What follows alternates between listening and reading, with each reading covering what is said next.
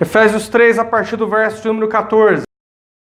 Por essa razão, dobro meus joelhos perante o Pai, de quem toda a família nos céus e na terra recebe o nome, para que, segundo as riquezas da sua glória, vos conceda que sejam interiormente fortalecidos com poder pelo seu Espírito, e que Cristo habite pela fé em vosso coração, a fim de que, arraigados e fundamentados em amor, vos seja possível compreender, juntamente com todos os santos, a largura, o comprimento, a altura e profundidade desse amor. E assim conhecer esse amor de Cristo, que excede todo entendimento, para que sejam preenchidos até a plenitude de Deus. Aquele que é poderoso para fazer bem todas as coisas, além do que pedimos ou pensamos, pelo poder que age em nós, a Ele seja a glória na igreja e em Cristo Jesus, por todas as gerações, para todo o sempre. Até aí. O título da mensagem essa manhã é Ore pela Igreja. Ore pela Igreja. E é fundamental que a gente ore pela Igreja. Por que nós devemos orar pela Igreja? Para que ela avance, para que ela permaneça firme, para que mais pessoas possam conhecer o Evangelho de Cristo Jesus. Igreja, Deus poderia ter escolhido os anjos para pregar o Evangelho. E a Bíblia diz, inclusive, que para essas coisas os anjos gostariam de se atentar. Mas eles não foram escolhidos, eles não foram selecionados por Deus para a pregação do Evangelho, a fim de sinalizar o reino de Deus, a fim de demonstrar quem Deus é e o que Ele veio fazer. Ele escolheu o seu povo, Ele escolheu a igreja. Todos os salvos, salvas, remidos, perdoados, no nome de Jesus, têm o dever, a obrigação de amor, de compartilhar do Evangelho de Cristo Jesus. É para isso que nós devemos orar pela igreja. Paulo orava pela igreja. Paulo, o apóstolo, o grande homem de Deus, que evangelizou praticamente um continente inteiro. Ele, incessantemente, não só se sacrificava pela igreja, mas também orava por ela. Ele começa o capítulo, dizendo assim, o verso de número 14, por essa razão eu dobro os meus joelhos perante o Pai. Se você for ver o verso de número 13, você vai ver que ele diz, portanto eu peço para vocês que não se desanimem por causa das minhas tribulações. Peço para vocês que não se desanimem por causa das minhas tribulações. Paulo está escrevendo essa carta e ele diz para os destinatários, não se desanimem por causa das minhas tribulações. O que aconteceu com ele? Ele estava preso, encarcerado, porque pregava o Evangelho. Ele estava recluso por isso, foi detido pelo governo. Não porque cometeu um crime, mas porque pregou o Evangelho de Cristo Jesus. E a sua oração é, eu oro para que vocês, igreja, aos quais eu estou escrevendo, essa carta é para vocês. Eu oro que vocês, igreja, não se desanimem. Que vocês não se desmotivem. Essa era a oração de Paulo. Paulo não tinha mi. Paulo não estava escrevendo uma carta, escreveu assim, olha irmãos, está vendo, eu sou perseguido, vocês estão vendo a injustiça que está acontecendo comigo, vocês têm que chorar mesmo, clamem a Deus por mim, não quero morrer, tenho muita coisa para viver ainda. Paulo não estava reclamando, Paulo estava visualizando a igreja. Ele dizia, eu oro para que a minha prisão não sirva de desmotivação para vocês, não seja um peso para vocês. Que vocês não acreditem que o que aconteceu comigo fez com que Deus perdesse o controle das coisas. Ele não perdeu. Não se desanimem, avancem, preguem, sinalizem o reino. Era esse o motivo da oração de Paulo. Você consegue imaginar isso? Paulo encarcerado, preso, passando por algo terrível, ainda assim, orava pela igreja e pedia diante de Deus para que ela permanecesse firme. E você, tendo do bom e do melhor, vivendo bem, não ora, não intercede pela tua igreja. Ore e interceda pela sua igreja. Dê uma palavra de motivação para alguém e ao mesmo tempo ore pela igreja local. Chega para o irmão que está cambaleando na fé, que está manco na fé, dê palavra de motivação e correção na vida dele e ao mesmo tempo ore com ele, ore por ele. Irmão, estou te falando isso e eu oro, vamos orar aqui diante de Deus para que você permaneça firme. Vamos orar aqui diante de Deus para que você não olhe nem para a direita nem para a esquerda. Vamos orar diante de Deus para que o evangelho avance através de você. Ore pela igreja. Você não ora pela sua família terrena? Você não ora pelo seu pai, pela sua mãe? Para Deus dar livramento, para Deus dar emprego, colocar pão na sua mesa. Você não ora pela sua família terrena? Ore pela tua família espiritual. Ore pelos domésticos da fé. Irmãos, quando Jesus Cristo se manifestar em glória, e acontecer os novos céus e vierem novos céus e nova terra, a sua família segundo a carne, ela vai se desfazer. Mas você vai morar para sempre com a sua família espiritual. Todos esses que vocês estão olhando agora aqui na congregação são a sua família eterna. Vocês vão morar com eles para sempre nos céus. É a única família que vai passar desse mundo para o próximo, que vai viver para sempre nos céus com você. Ore pela igreja local, como era a prioridade do apóstolo Paulo. Por essa razão eu dobro os meus joelhos perante o Pai, de quem toda a família nos céus e na terra recebe o nome. Verso de número 15. Toda a família nos céus e na terra recebe o nome? De quem Paulo estava lembrando? Paulo estava lembrando de Adão e Eva. Paulo estava se lembrando do início da criação. Deus criou a família. Deus criou macho e fêmea, homem e mulher, e deu uma ordem. Deixará, pois, o homem, seu pai e sua mãe, e se unirá à sua mulher, e serão ambos uma só carne, e terão filhos. Crescei e multiplicai. Paulo tinha essa família terrena em mente. Mas não só essa família terrena. Mais adiante, nas alianças, nos pactos, o apóstolo Paulo também vai se lembrar de que Deus fez uma aliança com o povo de Israel. Vocês serão meu povo e eu serei o seu Deus. Paulo também estava se lembrando da aliança entre Deus e o povo de Israel. Mas mais adiante, Paulo também vai se lembrar de uma outra família.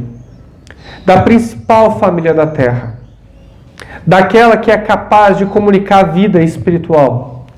E Paulo vai se lembrar da igreja de Cristo Jesus, da aliança que deu certo, da aliança que é eterna. Paulo vai se lembrar que Deus enviou o seu único Filho, Jesus Cristo, para morrer pela sua igreja, a fim de que pudessem ter vida no seu nome. Todas as famílias nos céus, seres angelicais, são uma família.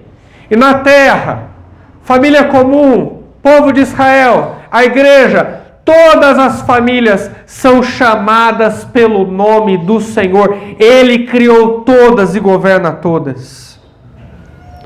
Só que a igreja tem uma diferença da família comum. Pode perceber que o que motiva a nossa família comum, o que motiva a nossa família segundo a carne, é que tudo vai bem. Quando a gente está no nosso lar, a gente quer que o aluguel esteja em dia, quer que tenha carne, quer que tenha mistura. A gente quer que todo mundo tenha saúde. E é isso que motiva a família comum. Se o pai está doente, se o pai tem uma enfermidade grave, a família toda fica triste. Se não tem comida, se não tem pão na mesa, a família também se desmotiva. Ora a Deus para que traga o pão sobre a mesa. Se alguma fatalidade acontece, Se algum acidente encontra a vida daquela família, todos os membros da família também ficam tristes, ficam aborrecidos. Puxa, Senhor, por que isso aconteceu comigo? A família comum, em regra, é sempre governada por fatores externos.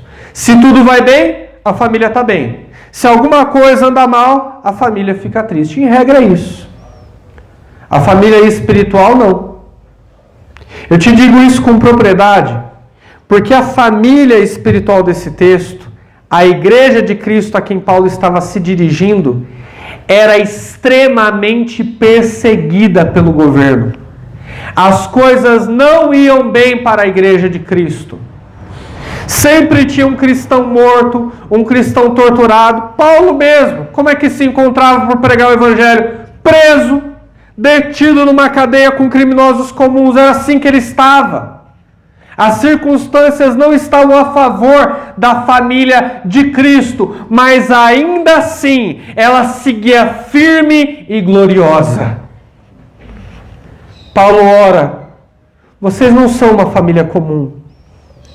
Vocês não são governadas por fatores externos. Não é aí que vem a alegria de vocês. A alegria de vocês é espiritual. Está naquilo que não se pode ver. Verso de número 16, ele diz assim: para que segundo as riquezas da glória de Deus, Ele vos conceda que vocês sejam interiormente fortalecidos pelo poder do seu Espírito. Interiormente fortalecidos pelo poder do Espírito de Deus. Tudo aquilo que não se pode ver, tudo aquilo que não se pode tocar com as mãos humanas, é a motivação da igreja de Cristo. Que vai motivar vocês, ó igreja, diz o apóstolo Paulo, são as verdades espirituais do Evangelho de Cristo. O que vai motivar vocês é a certeza de que a mensagem que estamos espalhando sobre a terra é eterna. É eterna. E vocês sabem bem disso porque essa mensagem já tocou vocês. Essa mensagem já transformou vocês. Por isso não se desanimem com a minha prisão. Não se desanimem se vocês forem presos. Não se desanimem se muitos vierem a morrer por amor de Cristo, porque o que nos motiva é o Evangelho. Sabe o que é mais interessante? Que passou desapercebido na parte A desse verso. Que nós podemos ter a certeza de que Deus sempre nos motivará. Você pode ter a certeza de que Deus sempre vai te motivar. Você pode não saber se você vai estar vivo amanhã. Você pode não saber se você ainda vai ter o teu patrimônio, se vão roubar. Essas certezas a gente não tem. Mas essa, de que Deus sempre estará te motivando, essa você tem. Está escrito aqui na palavra de Deus. Sabe como você pode ter essa certeza? Parte A. Para que segundo as riquezas da sua glória, vocês sejam fortalecidos. Vocês são fortalecidos para a glória de Deus. Vocês são fortalecidos para a honra de Deus. Vocês são fortalecidos dia após dia, apesar das tribulações e perseguições, porque Deus, Ele quer continuar mantendo o seu nome limpo. E é vocês quem evidenciam o nome de Deus na terra. Ele vai guardar vocês. Vai fazer com que o espírito de vocês permaneça firme. Por honra, glória, respeito ao seu próprio nome. Cada vez que Deus te motiva, cada vez que Deus ele te faz permanecer, Ele está honrando a si mesmo. Volta para Ele em glória, volta para Ele em honra. E aí é daí que vem a certeza de quando a gente orar pela igreja local, Deus sempre a estará motivando. Ela estará andando em vitórias espirituais, porque o nome de Deus está em jogo, porque Deus está limpando o seu próprio nome, porque é para a sua honra e para a sua glória, e não para você mesmo que Ele está fazendo. Cada vez que as pessoas veem alguém como você, com tantas lutas e com tantas tribulações, mas amando Jesus, mas com uma alegria que ninguém tira, com uma paz que excede todo entendimento. Cada vez que esse mundo encontra alguém como você, o nome de Deus é honrado. O nome de Deus é conhecido. Eu não estou dizendo isso para te animar que as circunstâncias vão melhorar para você, não. Aqui não tem triunfalismo. Não sei se você vai ter saúde para sempre. Não sei se vai comprar casa própria. O Evangelho não promete nada disso. Mas o Evangelho promete que apesar do nosso homem exterior se corromper a cada dia, envelhecer, se degradar, ter doença, o nosso homem, a nossa mulher interior, no entanto, dia após dia é renovado para a honra e glória do Senhor. Estamos mais firmes e mais presos a essas verdades espirituais que nos trancam a Deus e a quem Ele é. O Evangelho é o centro, a honra de Deus é o centro, a glória de Deus é o centro, e é essa verdade que nos faz manter firmes.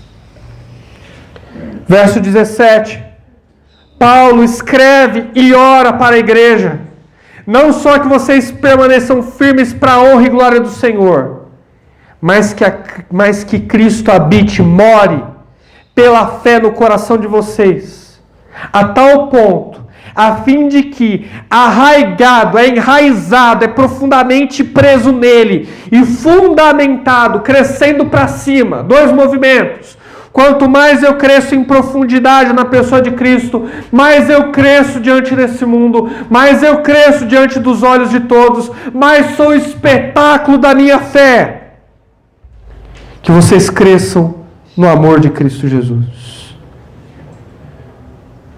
Verso 18. Seja possível, estando em Cristo Jesus, crescendo nele, alcançando maturidade, seja possível compreender, consciência, juntamente com todos os santos, não só você compreender, mas toda a igreja, a largura, o comprimento, a altura e profundidade desse amor. É o que está escrito aqui. Primeira palavra, largura. Conhecer a largura do amor de Deus. Profundidade. Significa relacionamento com Cristo. Entender e assimilar as verdades espirituais. Compreender o Evangelho de Cristo. Ou seja, que Ele morreu e ressuscitou para nos livrar dos nossos pecados. Que Ele morreu por mim, pela minha sentença e em mim, para tirar o domínio do pecado de sobre a minha vida e crescer nisso. E ter mais contato com Ele, mais intimidade, a cada dia conhecê-lo mais através pelas sagradas Escrituras. Isso é largura. Isso é largura. E o que é profundidade? Mais membros, mais pessoas, multiplicação. Largura e comprimento aqui são sinônimos. Altura e profundidade também. Largura e comprimento são as verdades espirituais que eu assimilo, que eu compreendo. Altura e profundidade é o Evangelho espalhado, é o Evangelho compartilhado. São mais pessoas se tornando membros do corpo de Cristo Jesus. Deus te trouxe aqui essa manhã para que coletivamente, como um todo, você pudesse compreender a profundidade do amor de Deus em Cristo Jesus. Pelo muito amor com que Ele te amou, Ele se deu por você. Ele morreu para te salvar. E morreu pela sua igreja. O amor de Deus não é incondicional. O amor de Deus é perfeitamente condicional. Porque Deus cria condição no nosso coração para que a gente o ame de volta. Cristo morreu pela sua igreja. E quando eu vejo um texto como esse, eu não quero aceitar. O meu homem carnal, o meu homem exterior, ele luta, ele milita contra esse texto aqui. Porque eu venho para a igreja com uma outra consciência. Eu venho para a igreja e me sento nos bancos para saber onde está a minha vitória. Eu venho na igreja, eu sento no banco esperando a hora que o pastor vai declarar a bênção. Eu venho para a igreja querendo triunfar, querendo vencer na minha vida pessoal, querendo que Deus abra a porta, querendo que Deus dê a vitória específica, porque sem ela eu não vivo. E quando eu vejo um texto onde Deus está tratando comigo no coletivo, com a minha igreja, está tratando comigo como igreja, isso cria uma revolução dentro de mim. Porque Deus está quebrando os meus egoísmos. Deus está tirando a ótica de mim mesmo. E Deus está me fazendo olhar para a sua igreja como um todo. Eu sou parte de um todo. Eu sou parte da igreja. E foi pela sua igreja que Cristo morreu. É verdade, pastor, eu sou igreja. Não, você não é igreja. Você não vai encontrar esse texto na Bíblia. Uma pessoa só se levantando dizendo, eu sou igreja. Ser igreja sozinho é impossível. Mas nós todos aqui reunidos e perdoados no nome de Jesus, nós somos igreja no coletivo. Cristo morreu por nós, irmãos. Isso não poderia ser mais especial. Deus é tão sábio, Deus é tão bom, que Ele tira a minha visão de mim para colocar a visão em nós. Para colocar a visão em nós. Cristo morreu por cada um de nós que está sentado aqui, que se reúne no nome de Jesus. Posso te dar uma notícia? Tem branco nessas cadeiras. Tem negro nessas cadeiras. Tem mulher nessas cadeiras. Tem homem nessas cadeiras. Tem criança. Tem adolescente. Tem brasileiro. Tem estrangeiro. Tem pobre. A gente sabe disso. Nós moramos no Grajaú. Tem pobre aí. Rico não tem. Mas pode ter amanhã ou depois. E glória a Deus por isso também. Porque Deus não faz acepção de pessoas. Em Cristo não tem homem, não tem mulher, não tem judeu, não tem grego, não tem brasileiro, não interessa. Em Cristo todos nós somos um. E essa verdade sobre a diversidade de quem Deus escolhe para ser dele, que me enche de alegria essa manhã. É bom me reunir com vocês. É glorioso me reunir com vocês. Porque Deus chamou um bocado de gente diferente para viver para Ele. O que nos une essa manhã, irmãos, é o amor de Cristo Jesus. É o preço com que Ele nos resgatou. É essa diversidade de gente, de pensamento, de idade, enfim, que tem que ser o diferencial da Igreja Cristã Verdade da Cruz. Que Deus chama a gente diferente. Igreja nunca foi feito para ter um segmento só. Igreja das mulheres, e tem. Igreja dos jovens, e tem. Vou falar nome? Bola de neve. Vou falar nome. Igreja do jovem, e tem. Igreja não, essa igreja é mais conservadora, é só para adulto, não tem jovem. Não. O que me alegra aqui é ver a experiência da diferença. Tanta gente diferente que Deus chamou pelo seu próprio nome para pertencer a Ele. Isso é saudável. Isso é profundidade do amor de Deus. Quando você se senta no banco e você vê uma pessoa de um contexto totalmente diferente do seu, isso deveria ser uma alegria para você. Deus está salvando gente que não é igual a mim. Deus está salvando gente que talvez eu não teria relacionamento se não fosse Cristo. É aí que a igreja ganha profundidade. Quanto mais gente diferente umas das outras a gente tiver aqui, mais a gente vai ver o poder de Deus atuando. Teve um grande sociólogo que foi numa igreja meio parecida com a nossa. E ele disse, olha, o que eu achei mais interessante é que em todos esses anos estudando sociologia, eu nunca vi um grupo tão heterogêneo, tão diferente entre um e outro, e ao mesmo tempo tão ligado, tão conectado. Aquele sociólogo ficou impressionado pelo fato da divergência de identidades naquela igreja, e ao mesmo tempo eles se reuniam e era como se fossem uma só pessoa, uma só voz. É isso que Deus quer fazer aqui na nossa comunidade local. Valoriza a tua comunidade local. Ama a tua igreja. Ame as pessoas que aqui estão. Por mais difícil que às vezes elas pareçam ser, ame-as. Prevaleça amando elas. Queira estar aqui. Igreja, eu falto um domingo, eu morro de saudade.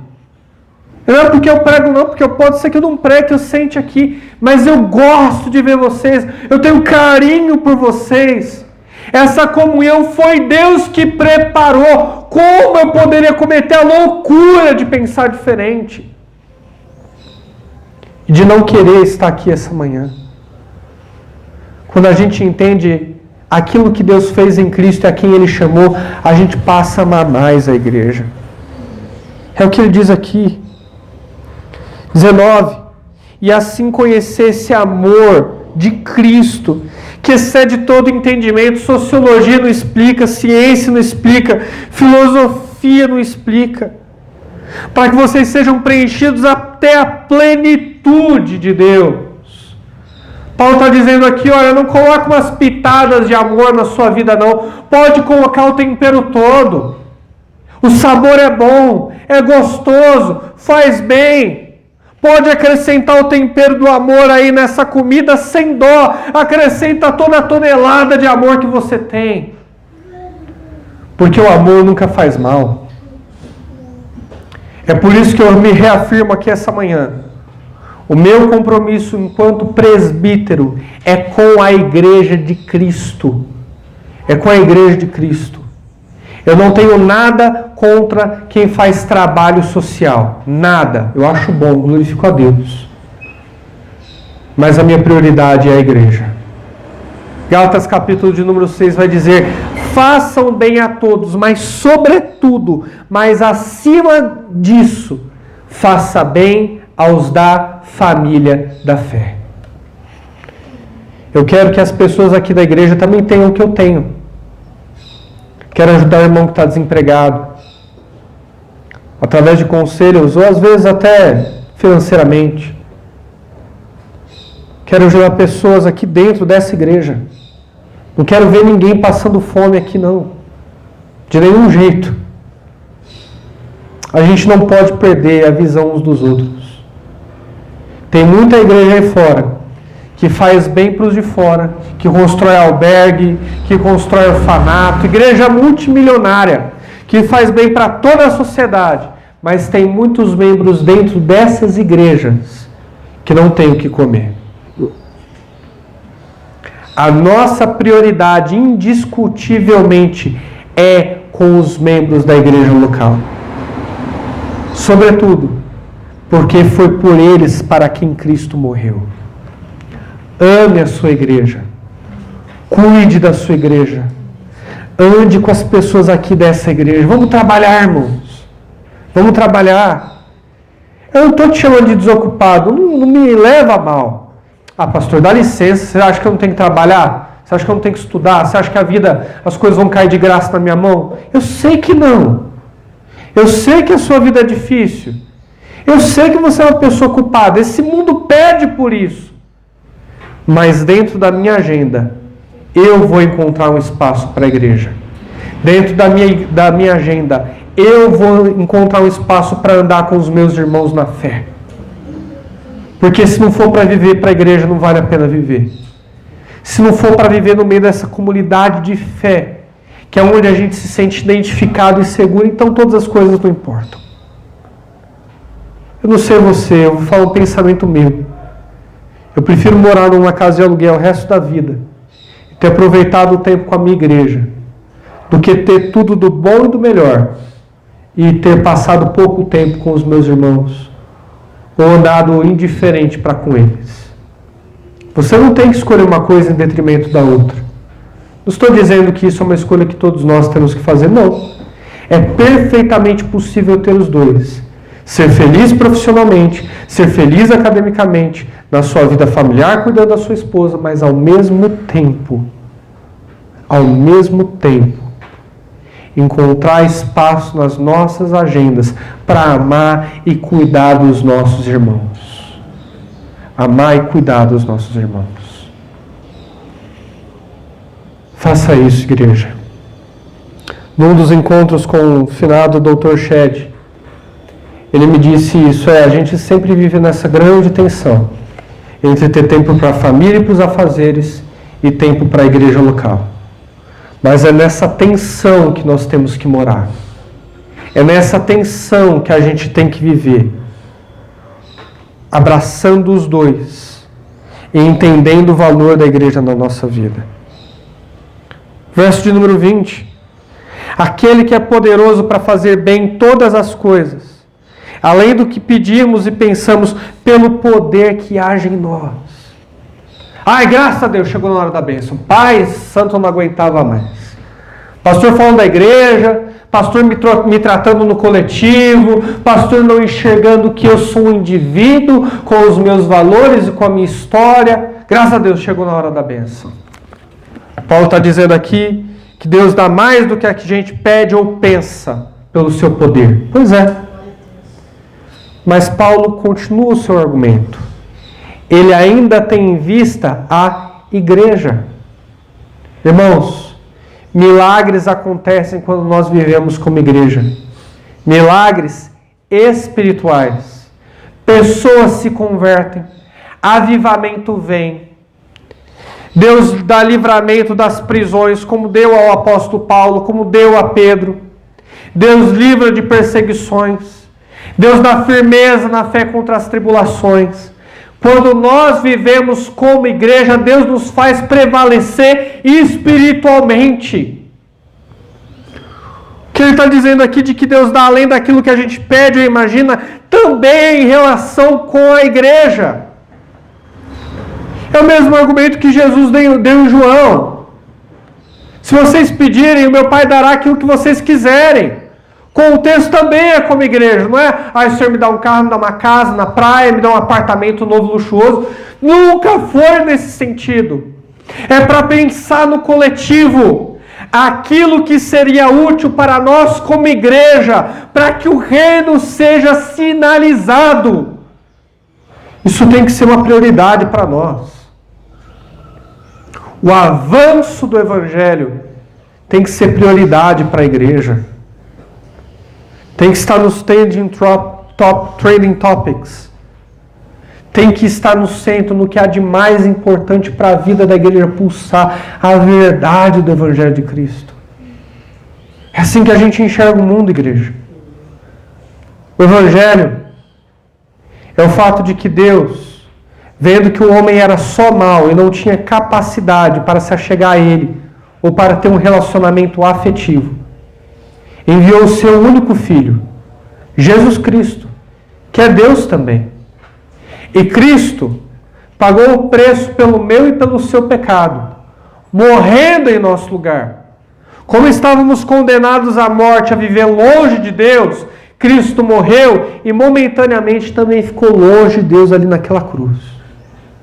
Para que você, tendo fé na obra que foi feita, no sacrifício que foi pago, pudesse ser atraído para perto de Deus e assim, por essa fé e graça, começar a ter um relacionamento como filho, começar a ter um relacionamento de filho, de filha, um relacionamento afetivo e amoroso, que começa nessa terra e prevalecerá na vida eterna. Esse é o Evangelho.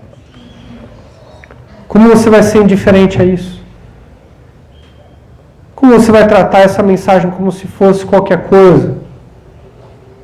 Como você, de novo, vai colocar essa mensagem abaixo dos seus estudos, da sua vida doméstica, enfim, você não precisa escolher um em detrimento do outro. O Evangelho tem que ser o centro da tua existência. Tem que ser o centro da sua vida.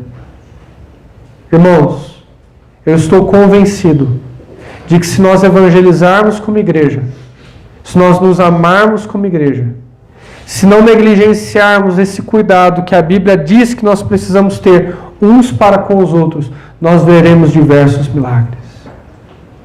Milagres muito maiores do que a casa própria. Milagres muito maiores do que a cura de doenças. Milagres muito maiores do que a prosperidade financeira, porque todos esses atributos vão ficar aqui. Mas a gente vai ver o Evangelho avançar. Nós vamos ver pessoas valadas que nunca ninguém deu nada, salvas e perdoadas no nome de Jesus, tal como você está. A Ele, igreja, seja a glória na igreja. A glória na igreja. A maior família que está sobre a terra, a mais importante. De todas as famílias a quem Deus dá o nome, a igreja foi o seu propósito eterno. Os chamados em Cristo. A Ele seja a glória na igreja em Cristo Jesus por todas as gerações, para todos sempre. Amém. Sabe o que é interessante? Estou fechando a minha Bíblia e quero terminar com esse pensamento. Quantas vezes nas igrejas por aí você não ouviu aquele clichê? Você precisa alcançar essa geração. Quantas vezes você não ouviu esse clichê? Várias vezes você ouviu. E não é isso que a Bíblia está nos dizendo. A Bíblia está nos dizendo que a glória na igreja, a Cristo Jesus, seja dada por todas as gerações. Por todas as gerações. Nós precisamos parar de trabalhar para o aqui e agora e trabalhar para a eternidade. O trabalho de discipulado que eu estou fazendo, o trabalho pastoral que eu faço aqui nessa comunidade, é para preparar você para o dia do juízo. É para preparar você para o dia em que você se encontrará com Deus. Preparar você, teu cônjuge ou futuro cônjuge e os teus futuros filhos. O trabalho que a comunidade local fabrica em você é determinante para que várias gerações sejam salvas. E gerações que não conhecemos. Pessoas a quem nós pregaremos, essas pessoas terão filhos, os filhos dos filhos pregarão para as outras gerações, mas enfim, todas as gerações renderão honra e glória a esse Cristo que nós servimos. Você não tem dimensão daquilo que Ele pode fazer, que Ele quer fazer. Por meio de você. É para isso que Paulo orou. E é para isso que eu quero orar essa manhã. Para que nenhuma tribulação venha te desmotivar a tal ponto que você deixe de pregar o Evangelho. Vivenciar o amor de Cristo. Negligenciar o seu chamado para ser santo. Permaneça firme. Porque grandes coisas você verá da parte de Deus. Como igreja. Fique de pé, vamos orar.